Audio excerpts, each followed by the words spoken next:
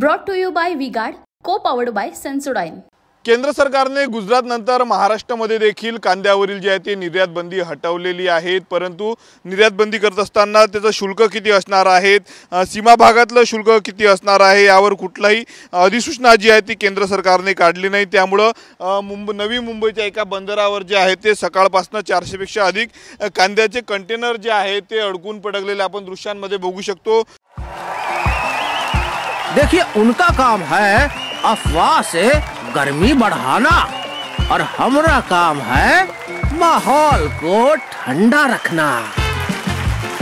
हमारा नेता कैसा हो जो माहौल को रखे ठंडा वैसा हो। अब की बात वी-गार्ड एयर कूलर का चमत्कार।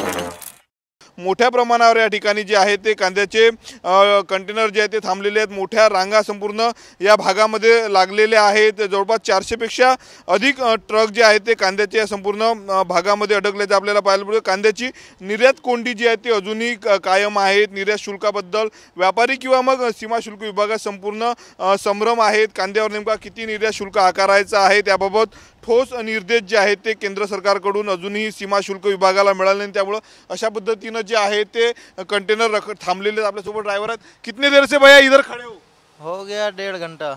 क्या बोले साहब, कुछ बात हुई क्या? जी नहीं, बात नहीं हुई कुछ। 1.5 घंटे से खड़े तुम्ही तर?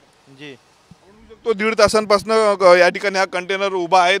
मागे जर गेलं तर आपण कांद्याने भरलेले मोठ्या प्रमाणावर या ठिकाणी कंटेनर आहेत। विदेशात जो आहे तो संपूर्ण हा एक्सपोर्ट कांदा होणार आहे। कांद्याची निर्यात बंदी हटवल्यामुळे शेतकऱ्यांना एकीकडे फायदा होणार असल्याचं बोलत होतं, परंतु कांद्यांचे वांदे अजून थांबलेले नाहीत। कितने देर से भैया इधर खड़े तुम कहाँ जा?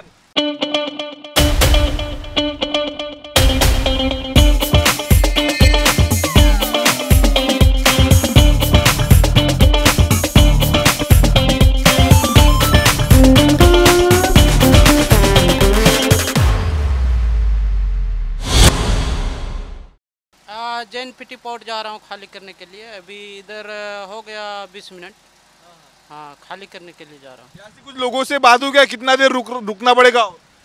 और अभी बता नहीं सकते हैं क्योंकि अभी उधर शिफ्ट चेंज हुआ होगा, इसके वजह से इधर खड़ा हुआ लाइन से। कांद्याचे अशा पद्धतीचे कंटेनर आहेत, एक्सपोर्ट केलं जातं। या बंदरावरून मोठ्या प्रमाणावर जे आहे त्या ठिकाणी रांगा लागलेल्या आहेत। 400 पेक्षा अधिक कांद्याचे ट्रक आहेत। इतरही जो माल जो आहे तो विदेशात एक्सपोर्ट होतो, या माल घेऊन जे आहे ते संपूर्ण ट्रक जात असतात। आपण बघतो अशा पद्धतीनं याच कंटेनरमधनं जे आहे ते कांदे नेले जात आहेत। मोठ्या प्रमाणावर जे ते निर्यात बंदी होणार आहेत, त्यामुळे शेतकऱ्यांना फायदा देखील होणार, परंतु प्रत्यक्षात केव्हा ही निर्यात बंदी सुरू होणार आहे, माल केव्हा विदेशात जाणार असा प्रश्न देखील शेतकऱ्यांना पडलेला आहे। झिंझिण्यांपासून त्वरित आराम मिळवा सेन्सोडाइन रॅपिड रिलीफ बरोबर। व्यापाऱ्यांमध्ये जो आहे तो संभ्रम आपण बघू शकतो दृश्यांमध्ये। अशा पद्धतीनं मोठ्या ज्या आहेत त्या रांगा संपूर्ण या बंदरावर लागलेल्या आहेत। मोठ्या प्रमाणावर जो आहे तो कांदा एक्सपोर्ट होणार असल्याचं बोललं जातं, परंतु तांत्रिक बाबी आहे। सीमा शुल्क विभागाला किती त्या निर्यातीचं किती पैसे घेतले पाहिजे, किती शुल्क आहे, असे कुठलेच निर्देश जे आहेत ते केंद्र सरकारकडून आले नाही। त्यामुळे जे आहे ते या बंदरावर मोठ्या प्रमाणावर जे आहेत त्या कंटेनरच्या रांगा लागल्याचं आपल्याला पाहायला मिळत आहेत।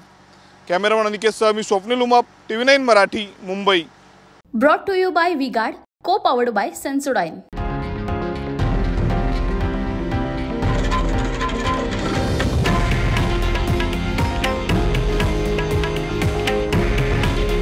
हे आहे देशातील नंबर 1 न्यूज नेटवर्क आणि आपण पाहत आहात TV9 मराठी।